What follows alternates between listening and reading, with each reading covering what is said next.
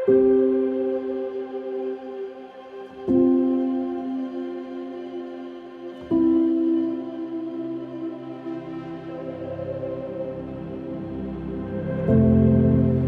różę, którą macie w ogrodzie, te wszystkie odmiany, które są w sprzedaży, które są w handlu, są to tak naprawdę klony tej pierwszej roślinki, którą kiedyś tam jakiś hodowca wyhodował.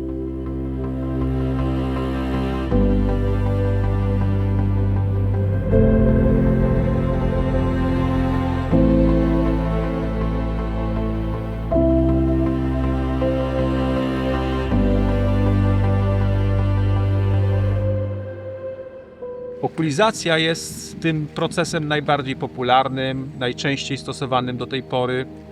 Wtedy, kiedy wielu z Was wyjeżdża na wakacje, zaczyna się robić ciepło. Lipiec, sierpień. Miesiące wakacyjne są miesiącami beztroski. Dla nas są to 2 miesiące wytężonej pracy, w której musimy się zmieścić w tym oknie tych 2 miesięcy. Dlaczego? Dlatego, że okulizację wykonuje się wtedy, kiedy wegetacja jest jak najszybsza, jak najbardziej wydajna. Mówiąc o okulizacji, najczęściej myślimy o tych ludziach, którzy po prostu mają nóż, pracują nożem, ale ten cały proces okulizacji zaangażowanych jest mnóstwo ludzi. To nie jest tylko ten, który okulizuje, ale to jest mnóstwo ludzi, którzy są jakby na zapleczu tego procesu.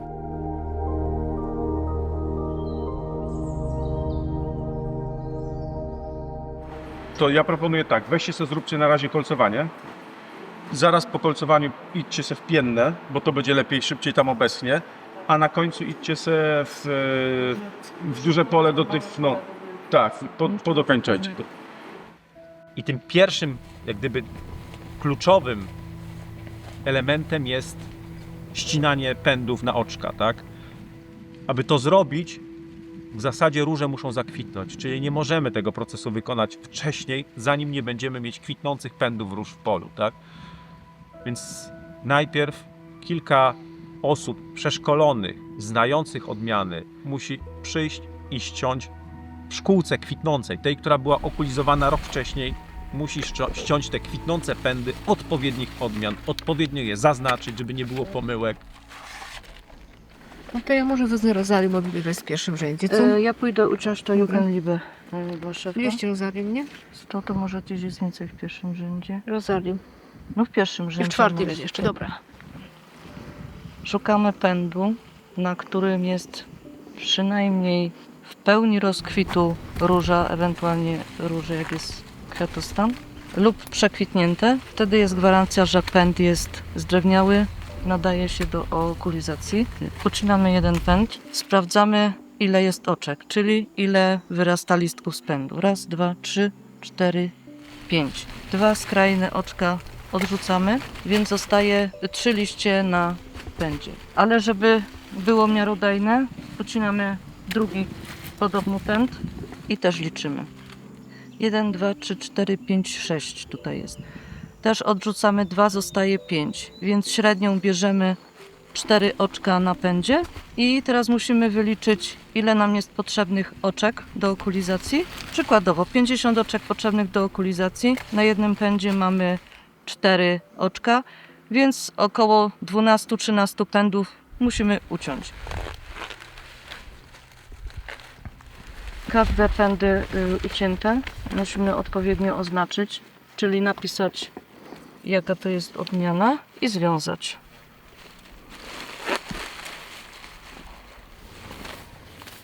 Wtedy, kiedy te pędy zostają ścięte, trafiają do chłodni, tak? One nie mogą wyschnąć. To cały czas ten materiał musi być wilgotny. Te ścięte pędy muszą zostać jak najszybciej zmoczone i trafić do chłodnego pomieszczenia.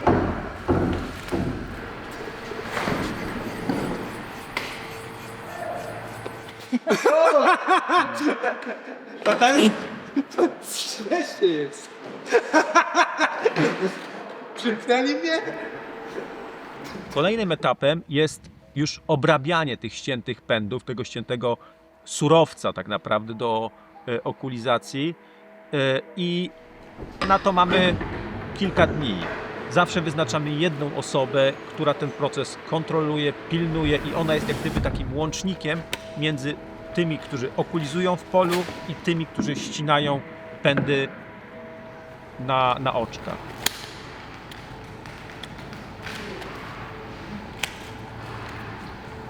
Po ucięciu w polu pędów kolejnym etapem jest przycinanie listków. Musimy to zrobić w miarę szybko, ponieważ w listkach mogą się rozwijać różne bakterie, choroby, a nie jest to wskazane. Po obcięciu listków wiążemy to znowu w paczkę i w miarę potrzeb, jeżeli potrzebują okulizujący, to wtedy kolcujemy, bo kolcowanie musi być bezpośrednio przed okulizacją zrobione. W każdym razie potrzeb będziemy odczuwać tak, pewnie z 1500 dla Konrada, dla Piotrka pewnie z 1000 i dla Janusza z 1500. Czyli 3-4 tysiące dla nich, około oczek, okolcowanych, żeby było na dzisiaj, plus na początek jutrzejszego dnia, czyli tak, żeby było ze 6000 okolcowane i dla mnie z 1000, żeby było okolcowane, nie?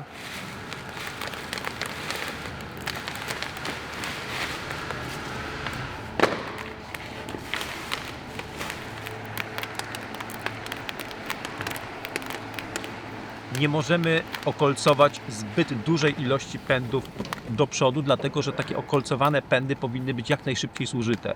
Dlatego że ta rana po kolcach, nawet w takim środowisku z niską temperaturą, wilgotnym, ona jest zawsze źródłem potencjalnego zakażenia.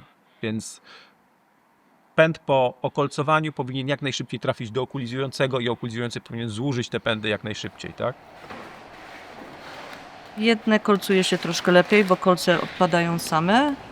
Inne odmiany są troszkę gorsze w kolcowaniu.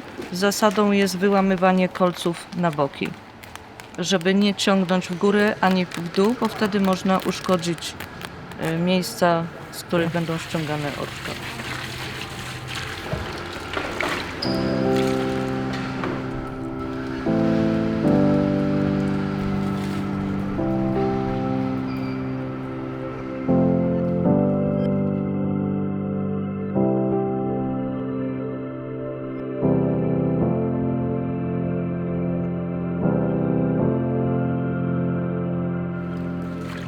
Ważne w okulizacji jest to, żeby mieć ostry nóż, jak najbardziej ostry.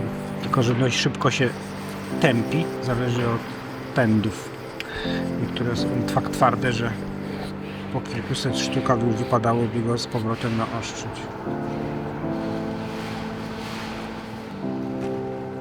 Każdego ranka, kiedy okulizujący zaczyna pracę, zabiera ten materiał ze sobą, on musi mieć pewność, gdzie ma pójść, na który rząd, co robić, w jakich ilościach. I ten rząd, na który on idzie, on musi być już gotowy do okulizacji, czyli tam podkładki muszą mieć szyjki korzeniowe na wierzchu, czyli tam muszą być już wydmuchane. Więc musimy też równolegle dbać o to, żeby sukcesywnie rozgarniać te kopczyki, wydmuchiwać tą ziemię z tych kopczyków, które zasłaniają szyjkę korzeniową.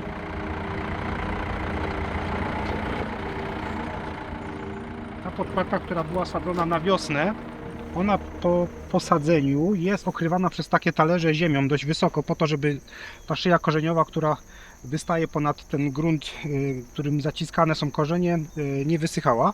Teraz, żeby dostać się do tej szyi korzeniowej, na której szczepimy, musimy pozbyć się tej ziemi. Najlepszym sposobem na to by było odkryć to ręcznie, ale przy takich ilościach nie jest to możliwe i tutaj z pomocą przychodzi nam ten sprzęt, który tutaj mamy zapięty do ciągnika, czyli dmuchawa szkółkarska. Zadanie tej dmuchawy polega na tym, że tutaj te płozy, które widzimy, gdy wjeżdżają w rząd, ruszają delikatnie tą ziemię, którą są obsypane te szyje korzeniowe. Ta zruszana ziemia jest na tyle lekka, że później ten pęd powietrza, który jest wytwarzany przez ten wentylator, wypycha całą tą ziemię na bok i zostaje nam goła szyja korzeniowa.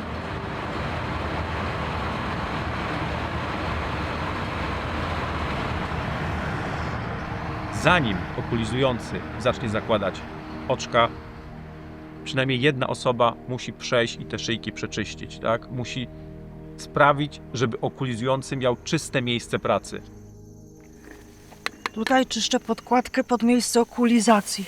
Musi być wyczyszczone dobrze z błota, żeby ten okulizujący miał dobrze wyczyszczone miejsce do zaszczepienia, żeby później się mogło przyjąć oczko. Cały proces okulizacji już na polu różanym przeważnie przebiega w parach, tak? Jedna osoba pracuje nożem, okulizuje, a druga osoba zaraz za nią zakłada gumki lub wiąże paskami. My teraz używamy już tylko gumek, tak?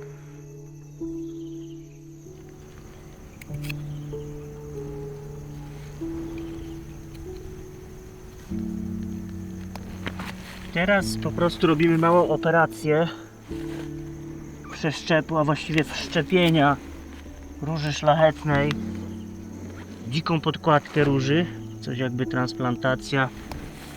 Po prostu na korzeniu dzikiej róży ma wyrosnąć szlachetna odmiana i my właśnie temu pomagamy. Po prostu wszczepiane oczko szlachetnej róży w dziką podkładkę.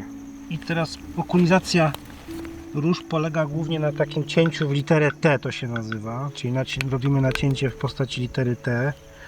Ściągamy sobie ten materiał, który chcemy zaszczepić, a jest on umieszczony na takich właśnie zrazach, które są pozyskiwane z dorosłych krzaków. No i ściągamy sobie te oczko, jak to się mówi, czyli te miejsca, z których wyrasta później pęd i zakładamy w te nacięcia. No jest to taka praca, coś a la neurochirurgia, tylko że w polu, nie w szpitalu i na masową skalę.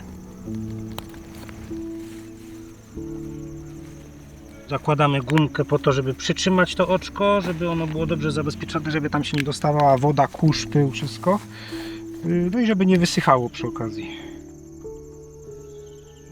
Rolą okulizującego jest ściąganie oczek, sprawdzanie, czy to oczko jest dobre, czy nie jest podejrzane, czy nie ma jakichś oznak, które by sygnalizowało o tym, że tam doszło do jakiejś infekcji wcześniej, nie? Więc to sprawdza i oczkuje, i oczkuje, i oczkuje, i oczkuje.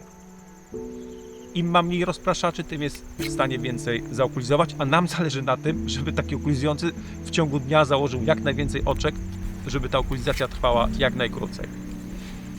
Licząc na taką zmianę roboczą, czyli od 7 do 15, to tak powiedzmy z przerwą, która gdzieś tam wypada śniadaniową, no to 1800 do 2. Maksymalnie jakby dobre odmiany.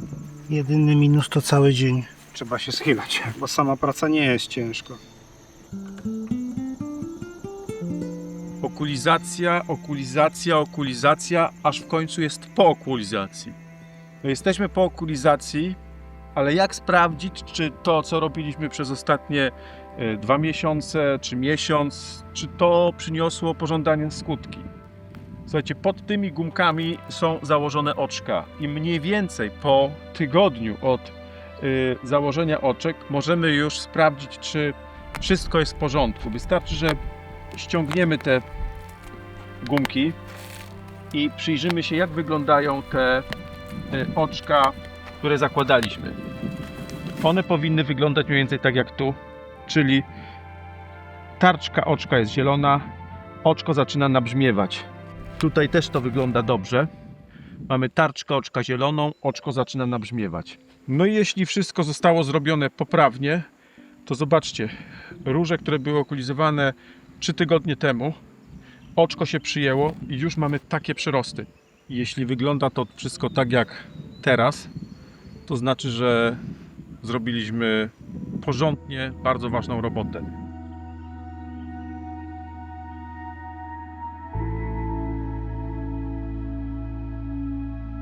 Dlatego, że mam świadomość tego, ile rzeczy, ile szczegółów wpływa na to, jaki jest efekt tej pracy.